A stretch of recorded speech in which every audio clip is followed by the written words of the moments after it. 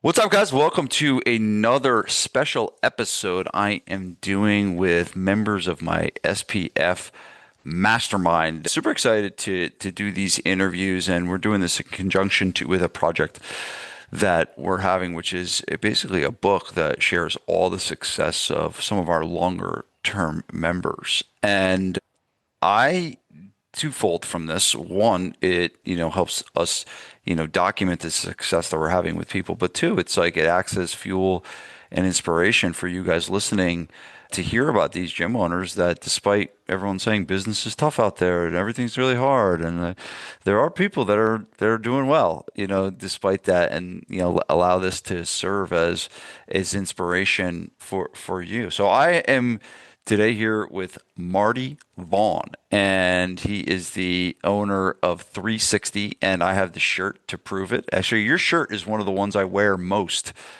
It's a good gray, old school gray that I like. I like gray, and I like, when I work out in it and I sweat, I like it. You can, in a gray shirt, you can tell it's really sweat. It feels But good.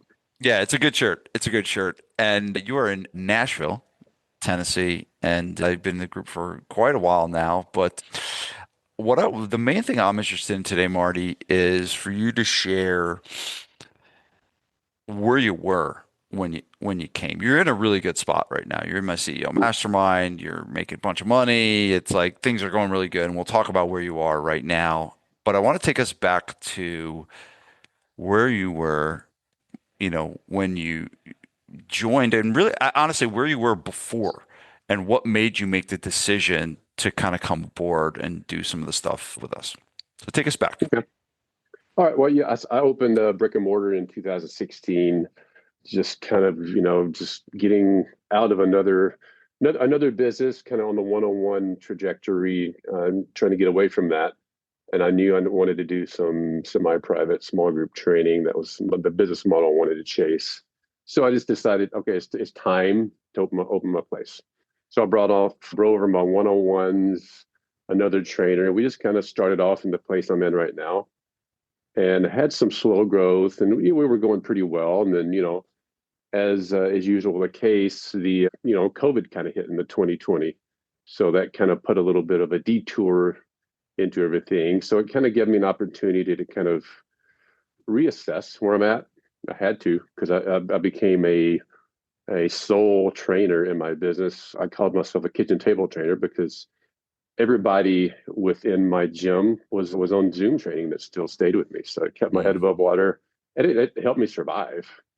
And that's kind of when I think I started listening to you. I found your podcast. You kind of spoke about, what to do in this shutdown. And I kind of borrowed your ideas of inviting people into the gym, take some equipment home, and then allowed people to still stay under the umbrella of training for me and still provided revenue. So I didn't make any money, but I didn't lose any money either. So I was kind of still there. And then once we reopened and had the chance to reopen, I thought, well, this is a good opportunity to make some new hires, kind of start fresh, if you will. And that's when I think you sent me an email inviting me to the mastermind. It was a Zoom mastermind. It was not in person. And after that's when I joined. It was July 2020, and that's just when I just knew I needed some help. I needed my own personal trainer for my business, just like people that come to us need personal trainers to kind of take you by the shoulders and direct you in certain areas that you need to go. And I like your personality. I like you have kind of just a I could have a beer with you just as much as you tell me what is good for my business. So I like that part of it. And you own your own business, so they kind of attracted me to you through that with your podcast and just the meetings. So since then, and we go back before that, I was a member of another a mastermind that it was okay, but it was just I felt it was not exactly what I needed. For some reason, it was lacking. So I quit that about a year later, and then or a year before that, and then I kind of found you. I just knew I needed some help and direction coming out of COVID, and taking that next step and a little bit more of a guided trajectory into to where I'm at right now. What was the the biggest frustrations that you were having, the biggest things that were possibly happening in your business and life that were calling you to get help?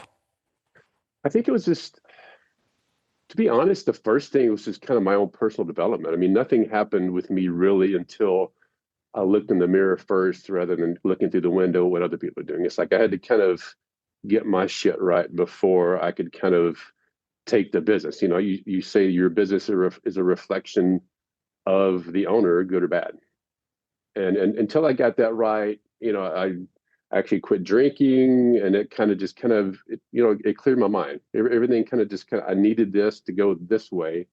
It allowed me to kind of look a little bit in depth into my own shit and get that right first. And then, that's when I started growing and things started becoming more clear.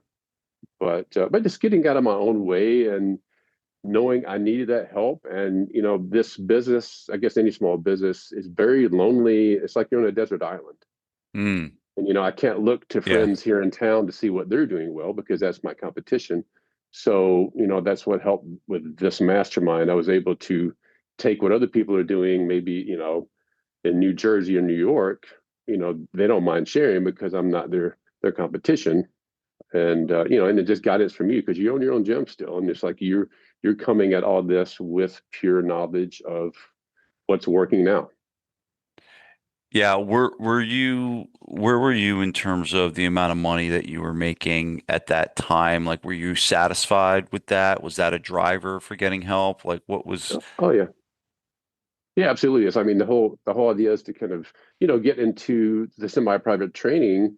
Whole reason I want to do that is so I could make more revenue with my training energy and the hours I'm putting in. So I knew that was kind of the next step. But yeah, I mean, I think I was 15,000 a month was kind of my revenue around then. It was, I was getting by with it. I knew that was I was still fresh into the new business world and owning my own business. And so, but I needed that next step. I needed somebody to kick me in the butt, tell me what to do to continue to grow. And when You you know, were I, making that 15,000, you were doing all the work. yeah, yeah, I was doing most of the work. I was still doing some one-on-ones. I had another trainer who was kind of paying me he was more independent contractors, paying me a little bit of rent. So it was working, but it wasn't going to work for the long term.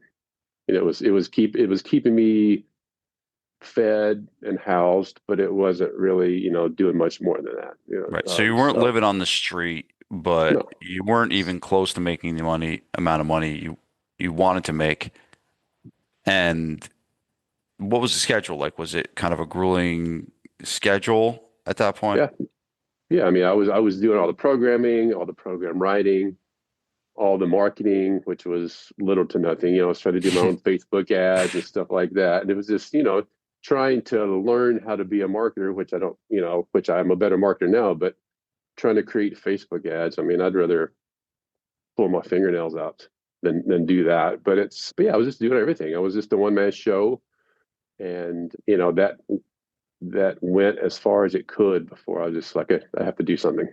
I'm so interested because you're like a COVID baby for us, like Yeah. in terms of, when you join the group. Because it's like I think sometimes I almost try to forget COVID and how like horrible it was.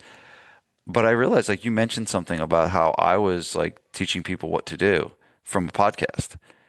Mhm. And I honestly don't like bring myself back to that moment, but like what were you experiencing during COVID from like a business standpoint from like the uncertainty must have been just immense. Like I know it was for me, right? Mhm. But like what was like the emotional state, the uncertainty, like what was going on in your mind about the business during COVID that made you, kind of make the jump to us? Like I'm trying to like get back to that point of like, all right, yeah, you're struggling, but like also we had this COVID thing that you're doing at the same time.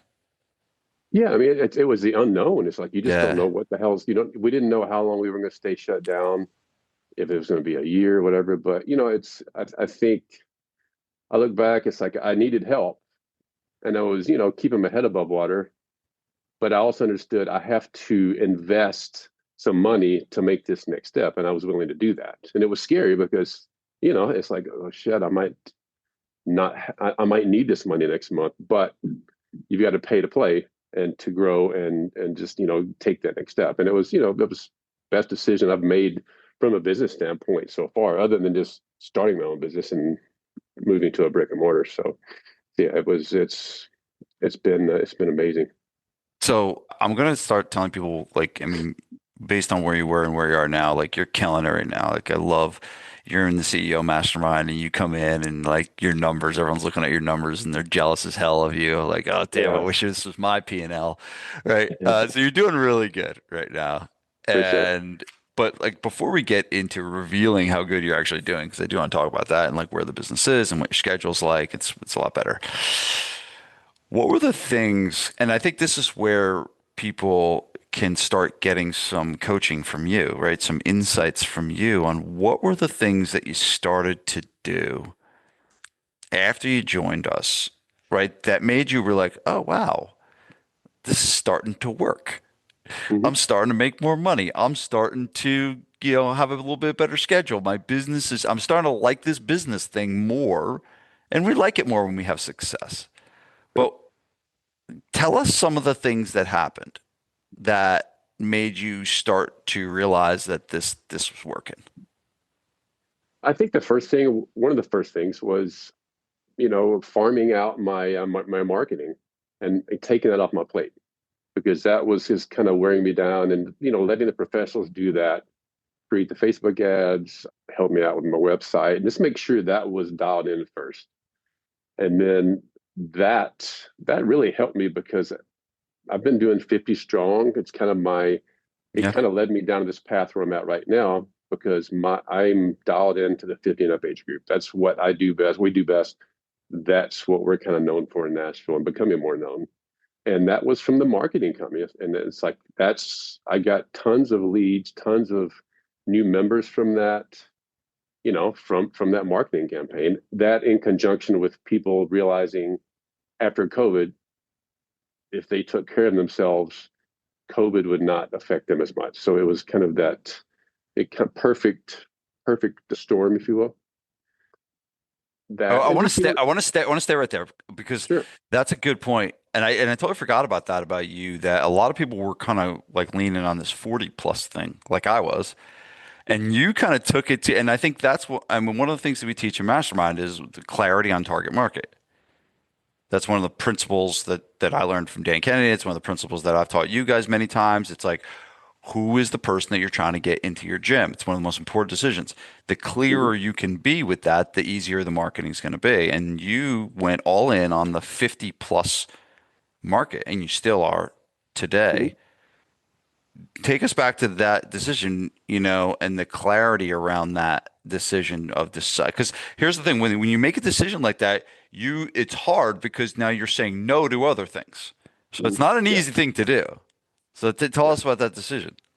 I think that stemmed from early on in my training days, where the company I was working for, I took the hard ones. I took the older ones. I took the people with knee replacements because I felt like, okay, if I don't know how to work with these people, I'll learn how to work with them as I go. So I kind of became the guy who nobody else wanted. All the trainers say, "Hey, Marty will take them," and it's like it was valuable because you become so much better working with the challenging ones. The young athletes. I mean, they're kind of easy, but to me, it's like, and those are people who need our help. And there's a void out in the industry still of people who, where do they turn if they can't go to a boot camp or a CrossFit? It's like, where's the middle? It's like they're kind of on their own out in the middle of the ocean trying to survive. So I think just finding a home and knowing there's a place for people that need that help, there's a void in that in the industry right now. So knowing that they have that extra money they're willing to spend, they know they need it, they know they need help, and they know they can't do it on their own or they might hurt themselves and do it wrong. So I want to make an interesting turn here and ask you this question. when you were doing 50 plus a lot, and a lot of people do 50 plus, they think, well, they're older, they're banged up, they have knee replacement, stuff like that. A lot of times we think one on one, and your Mhm. business was one on one heavy, Yeah. and your business is now very heavy, small group, Hmm. semi-private, as you call it, right? Yeah. As I don't like that term. You You know don't that, like that. Marty? I hate I like that the term. word private. I like the word I hate that. What are you like getting people they're half naked in the bathroom? Like, what is it? I don't even get it. That doesn't jive with me. half But private. anyway, but you have done a brilliant job of going from a very one-on-one heavy business to almost, I mean, I think you have some one-on-ones, but not a lot, right? Yeah. Majority Mhm. of your customers are small group, semi-private. 85%. Yeah, 85%. And so talk us about that shift going from like a market that you almost like think they have to be in that one-on-one setting, Mhm. and you didn't change your market when you went to small group. You kept the same market, still 50 plus focused. Talk about the shift from your business model of being one-on-one to small group.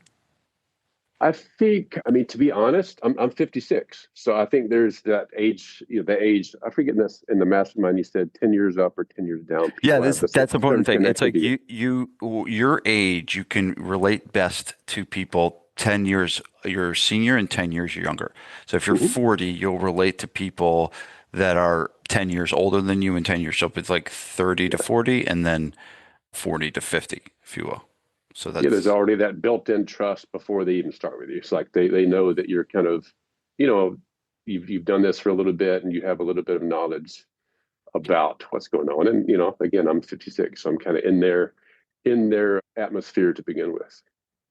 But yeah, and from that, with my model, I'm still doing our screening. The first session with everybody is with me. So I build that trust with that first session after they decide to join. And I educate people. I take them through a little bit of the functional movement systems and just kind of educate them rather than sit there and pick them apart. So I use that as I'm still actually kind of selling them on long term, even though they paid me money already. So I'm kind of building trust and just showing them, what they're good at, what they're not great at, and educating them on why certain things might be happening. So I build that trust even within that first session. And then after that, that's when they kind of go into that they will have another one-on-one, maybe with me, it might be with my head trainer. And then they go into the semi-private where they're on ramped a little bit more than just thrown into the middle of the fire and just hope and pray and keep our fingers crossed that everything's going to work out. So it's less of a gamble, and I'm building that trust and community with that person. when you were doing one-on-one, what were you charging? See, when I probably 75 when I was started with And you. and what are you charging for a small group? Small group, 397 a month for 2 sessions a week is kind of my sweet spot right now. So it's about $40. Is that it? So and you're 45, something like 45. that. And so you're getting, was it 399 divided by 8? Yeah, $50. No, 399 divided by 8 is $50. So you are getting six in a session? We're doing four right now. You're doing four. Okay. I keep it at four because Yeah. we do have that more needy clientele that Yeah, that's fine. might But so you might need basically more of went that. from making $75 an hour to 200. Mhm. And do you think anyone would have gone from one-on-one 75 to 200? No. Probably not.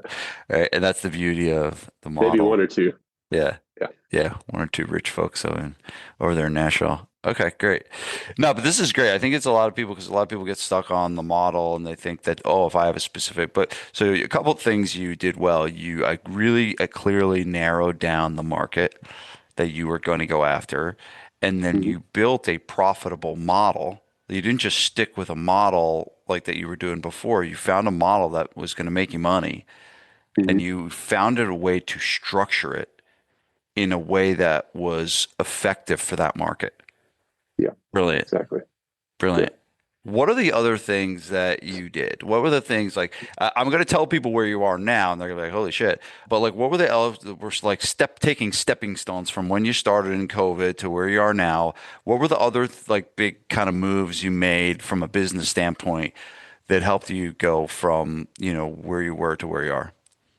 Well, obviously, I'm not doing this by myself. So magnifying glass on team and bringing in team members, and it's still not perfect. I've made some bad decisions, but I'm still kind of. I mean, I have a great team now. That's those bad decisions make me look a little bit harder at potential coaches. So it's just that's part of the growing process.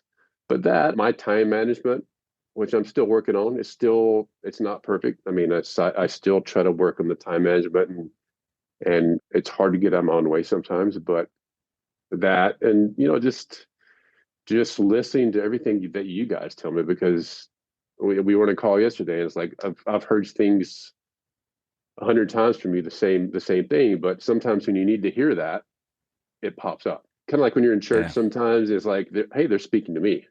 It's Yep. like you just hear it when you need it, and so it's those things, and that's charging my battery when I come to the meetings every Wednesday.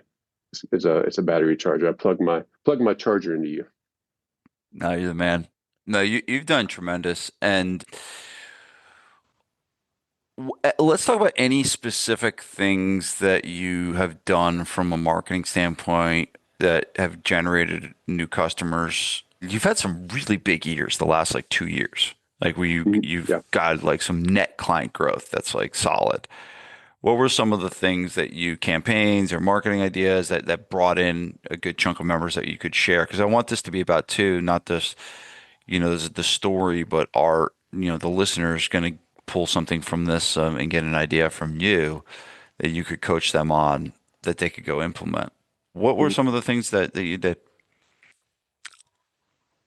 I think the biggest one of the or the biggest thing is referrals from my membership base, because the Yeah, people I you're bring killing in it with referrals. Yeah. with people that bring in, it's like they have friends who are needing the same thing. They hang around friends that are similar to the age groups that they're in. So it's just like they come in and they bring friends, and one of the biggest things lately is it's a referral campaign where the gift of fitness. Mm, So I gave people the option to give as many people, friends, coworkers, a free month of training as they wanted through a text campaign. Basically sent them the information. They went to a landing page, entered that person's information. It popped up, introduced us, and then I kind of, just kind of the rest was on me. So that simple wait, um, I want to explain process. this. I want to make sure we have it. So you basically sent your members a text Yeah. that, So, well, first of all, I make the personal say, hey, do you have anybody that you would like to okay. refer? I can let me, and I use Nomi, so I sent them a pre set up text where it takes them to my Convert Cloud, and Hmm. there's a form in there. They fill out the information for their friends. Their friend gets the text. Then I also get the introducing text from me, and then I'm able to reach out and say, "Hey, would you like to jump on a phone call?" Something like that. So it's an introductory, but it gives that person a whole month to get a taste for what we do. So to me, like a 2 day or 3 day or even a week, it's just not enough for people in that age group to get a good understanding of what they can benefit from. So a month, you get a pretty good idea with a month of training to understand, hey, this I'm seeing some results already. So it kind of gives them that. Plus, when you get a referral from a good member, it's like that's gold. Any extra work that we have to put towards to bring in that person is it's worth its weight in gold. Yeah, and I think the cool thing about what you're doing is you're not just sitting and waiting for referrals. Like you're actually doing something to generate referrals. And I like the text campaign too, because I've done something similar, but like sometimes we do like a hard copy thing or sending a letter in the mail, but the text thing Yeah, seems to make the it, envelope system. Yeah, yeah. But yeah, but it's like a but virtual envelope system. yeah, yeah, yeah. No, I like that idea a lot. Like you have the conversation with somebody, and a lot of times the conversation, they're like, yeah, yeah, I'll send someone, and then they never do. But the text kind of allows you to keep the conversation going. Yeah. Exactly. I do remember that when we were tracking how many customers we were getting from referrals. I think we did that at one of the meetings, and I remember you were like through the roof, like Mhm. with the amount of referrals that you were getting. Is there anything else? What other, from a marketing standpoint, what were there some of the other things? Were there campaigns you've run? Any playbooks that we gave you that you ran? Like, what were some of the other things? Uh, the 50 strong, going back to that, Oh yeah, yeah, yeah. basically that's 2 months of the price of one. So I'm going back to that free month that's stuck in there, kind of hiding. That kind of has always worked for me. So if you get 2 months of the price of one, then 2 months of progress, they're very comfortable with what we do. They've met people in the gym and they've become acclimated to what we do. So it's I don't know the numbers, but I mean, people always stay.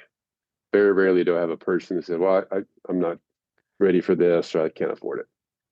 Yeah, and how did you promote 50 Strong? Like, what were the ways that you got it out there? Let's see, 50 strong. It's off Facebook and Instagram. That kind of really drove my membership base right after COVID. Kind of cooled off a little bit, but even with people who come in that came from the website, I still offer that as goodwill and a good gesture to say, hey, we happen to have this 2 months for the price of one 50 strong. I want to give you that offer. I want to give you that ability to take advantage of that. Nice. So it's like, and of course, Yeah. there's like, And oh, they well, got to that's cool. pay, right? So you're getting a customer, right? They're paying for it, they're investing in it. They're just getting it to buy one, get one.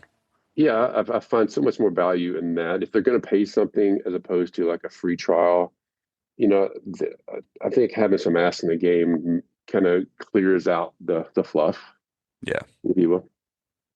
Yeah. And so basically the was the when you were running 50 Strong, was it more of an evergreen campaign or was it something that was more of a time sensitive stop start? Because I've seen people do it both ways.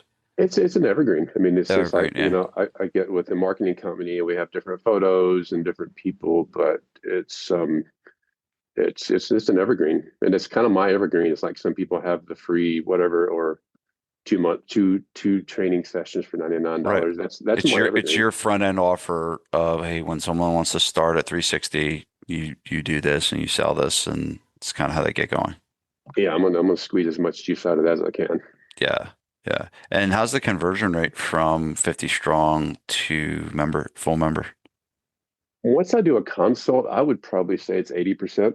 Wow. I That's mean, amazing. if I can get them in the door, So you could sell 10 of them, you're getting eight clients. yeah, Boom. yeah, yeah. There you go. Amazing. Great shares, Marty.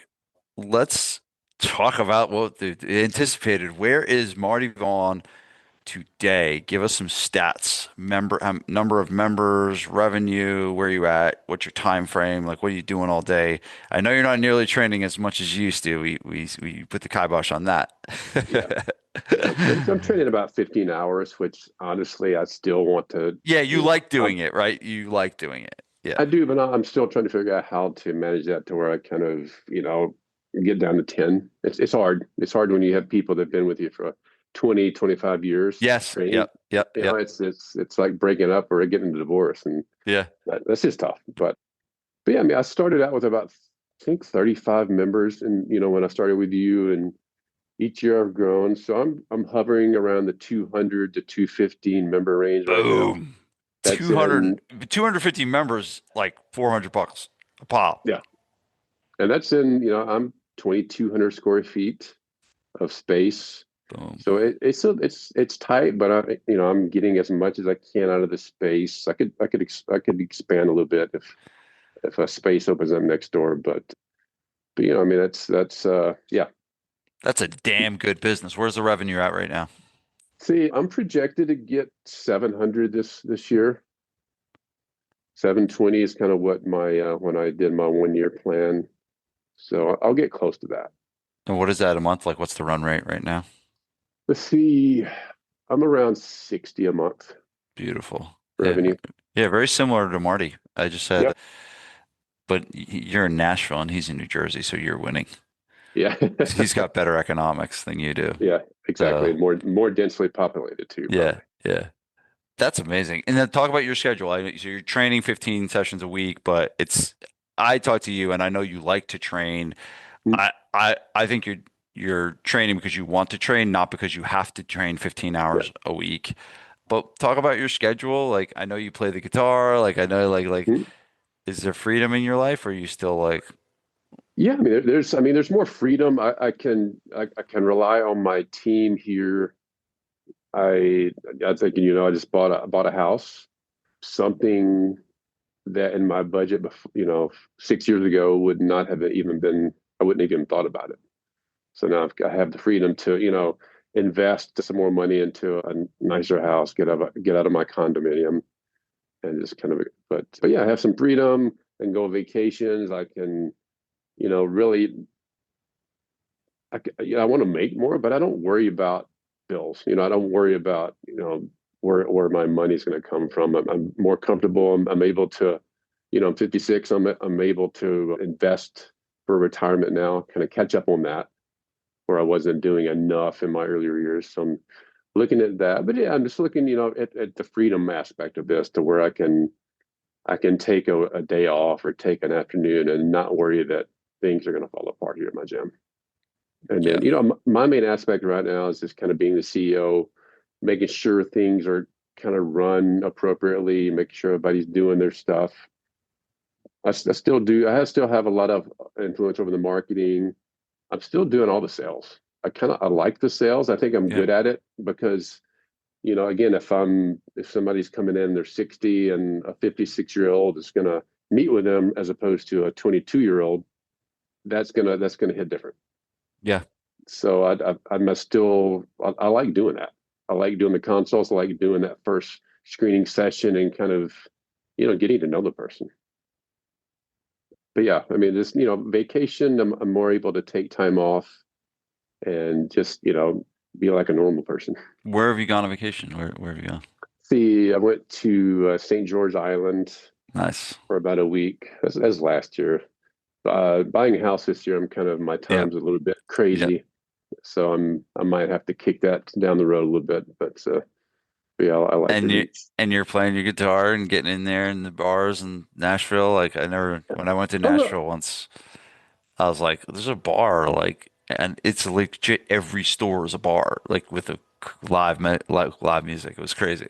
yeah, you walk out of one door, walk next door, and it's Yeah. another four-story bar with three or four bands in it. But yeah, I don't play a whole lot, but it gives me the opportunity to, I will travel a little bit with an artist that I play with, and we'll go to Colorado sometimes, Texas, and it gives me that freedom to do that and still pay the bills without depending on music for that, which is Yeah. tough to do. So great picture. And then what's the staff look like? How many staff members do you have? See, I'm at seven now, including myself. I think seven. Yeah, I just hired a trainer, and she came back. She was looking for some more work. She was pre-COVID, but as you know, I've been kind of looking to fill that customer appreciation or member support person, and she fills that void just about perfectly because she's done that in the past. She did it for me then, and also be training a little bit. So yeah, I have two full time, three part time, almost full time. So for right now, it's going well, but Beautiful. that'll probably change tomorrow. Who knows? You know how that goes. So obviously we just highlighted some of the business success that you've had. What are the personal wins, that have come from the transformation that you made in business? How has it impacted you as a man, as a business owner, like health, stress levels, confidence, whatever you want to get into, but like what are the big changes that you've seen from a personal standpoint? I think, I mean, with personal training, it's always been looked at as kind of it's a part-time gig. It's like, what are you going to do when you grow up? And it's like it was never never looked at as a true profession. So I think just knowing I have a real job, a real business that brings me a comfortable living, getting uh, getting past the COVID thing, getting your business through something like that, it's like I'll anything that comes at me now, I'll be able to handle that. So the confidence to do that, the ability to again, have a livelihood to where I don't really have to worry about bills. I can, take time off, not really worry about things. You talk about, I forget what it's called. I grew up in a very, not a low income, but medium to low income. And, we always looked at money differently and, well, I can never afford that. Or I could, how do they afford that? And it's like, I don't, so I come up from where it's like, it's hard to realize what I've done, the accomplishment I've done. And sometimes I have to kind of step back and say, hey, you made this business a big thing on your own shoulders. I have a team, of course, but everything's kind of, all the decisions have been mine, and taking that next step, and everything's kind of a little bit of a speed bump and a trajectory. And, it's always like this, but for the most part, the upward trajectory is what has to happen, that compounding interest. So I think just, being comfortable, you know, knowing I have more time and I can relax a bit more, take a deep breath, know that if I'm out of the gym and go to the mastermind for a couple of days, that it's going to be okay. And I'm a little bit of a control freak, so that's hard. Yeah. Yeah. Yeah. No, that's great. Very well said. If someone was thinking about joining SPF and they were kind of hammering and hawing about being on the fence about it, what what would you tell them? I mean, I would say if you want to take the next step, you're either going to trial the error. It might take you 10 years to get to one spot, or you could take the easy route, hire your own personal trainer for your business, just like you do, just like you help people get in shape. It's like you'd be a hypocrite not to say that you don't need help with the things most of us trainers are not good at. Most of us trainers don't know shit about marketing, any kind of business, to be honest. So that's the true aspect of this, is becoming a business person in the training world. And you got to pay to be better. And it's not a ton to pay. It's just like it's rewarding because you see the trade off. And then again, it's like you're on this desert island when you run your own business. It's like it's very lonely. It's like you against the world, and to have a whole group of people to reach out to and access what they've done wrong, what they've done right, and take those shortcuts is invaluable. I mean, it's just again, I would not be here talking to you after this if I didn't have that knowledge coming from you and the passion that you have for this and helping people. This is not just a job for you. This is a passion that you love doing what you do, and it shows. And that's what keeps me coming back. You know, man, Marty, I appreciate that. And yes, I have found my niche. You know, I thought it was fun in owning a gym, but it's really not. It's helping people run better gyms is the niche for me.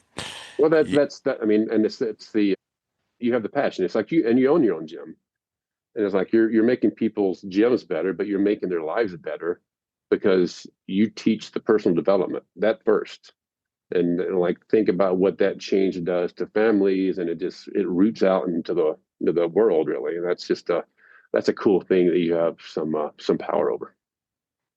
it really is. That's one of my like coolest insights from this is that it has not stopped at the owner, right? That some of the things that we're teaching, the benefit really, and it's funny if you link back to our mission for this company, our mission for this company is not to help you, it's to help your customers and their families, right? And so if we help you become better at business, you will help more people in your community. Those people will be healthier. Those people will have better influence over their families. Those people will have better influence over their family members, and everything like that. So it spreads across way deeper than stopping at Marty Vaughn. Yeah, I mean, we're all changing lives. Yeah. So we got to change our life first, and it's just yeah, that trickle down is makes the hairs on my arm stand up. Yes. Yes. Marty, you came to us doing $15,000 a month. You're now doing over 60. You have ridiculous margins. Everyone is jealous of your P&L when it comes in. Everyone's like, I want the Yeah, Marty plan. But it's great. You've done so well. But again, it's been a joy and an honor to work with you and to continue to work with you after all these years. And I really appreciate you coming on to share your story and share all your wins and to, for you, to watch you continue to grow into the awesome business owner that you've become. So Yeah. Nashville is very lucky to have your company. Great job. Well, this has been a pleasure, and it's like I wouldn't be here without you again. And it's just it's an honor to be even considered for something like this, and I appreciate the opportunity as well.